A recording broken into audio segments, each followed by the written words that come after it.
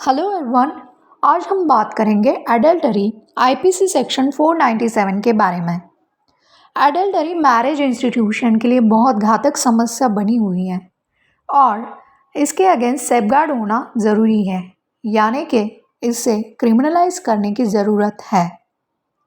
आजकल बहुत सारे लोगों ने शादी को मजाक समझ कर रखा है और इसीलिए अपनी मनमानी करके शादी से बाहर अपने पति या पत्नी को अलावा कई लोगों के साथ शारीरिक संबंध बनाते हैं और यहाँ पर पति या पत्नी जो लॉयल्टी के साथ रिश्ता निभाते हैं वो चाहकर भी कुछ नहीं कर पाते या फिर उन्हें अनविलिंगली डिवोर्स लेना पड़ता है। इसीलिए वर्तमान गवर्नमेंट ने एडल्टरी को फिर से क्रिमिनलाइज्ड करने की बारे में सोच विचार कर रहे हैं। पार्लियामेंट की स्टैंडिंग कमेटी ने आईपीसी सेक्शन 497 जो कि 2018 में Joseph versus union of India case में स्ट्रक डाउन किया गया था, ये कहकर कि ये वाइफ हस्बैंड की प्राइवेट प्रॉपर्टी नहीं होती है और ये अनकॉन्स्टिट्यूशनल है, जो कि संविधान के 14, 20 एंड 21 से आर्टिकल्स का उल्लंघन है।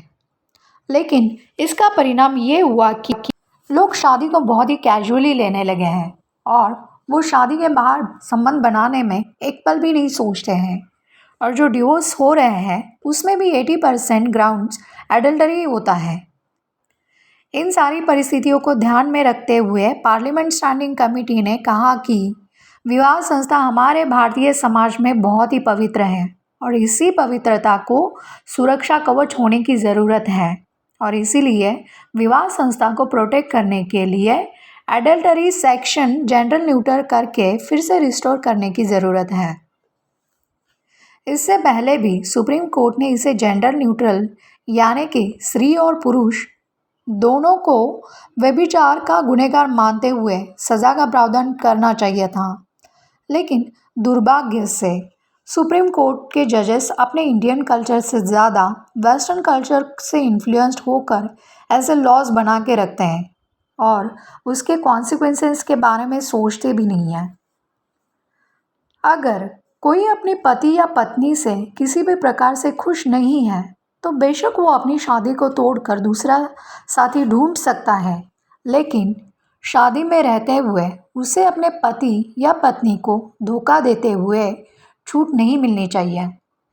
इससे ना बल्कि उसके पार्टनर का इमोशनल डैमेज होता है बल्कि सारे समाज का स्वास्थ्य खराब होने लगता है। एक को देखकर दूसरा उसी राह पर चलने लगता है।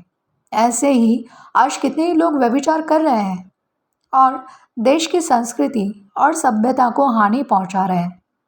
विवाह संस्था को पूरी तरह से बर्बाद करके रखा हुआ है। इसीलिए लोगों में कानून का डर होना बहुत ज़रूरी है और इसीलिए सेक्शन 497 फिर से रिस्टोर करना भी ज़रूरी है।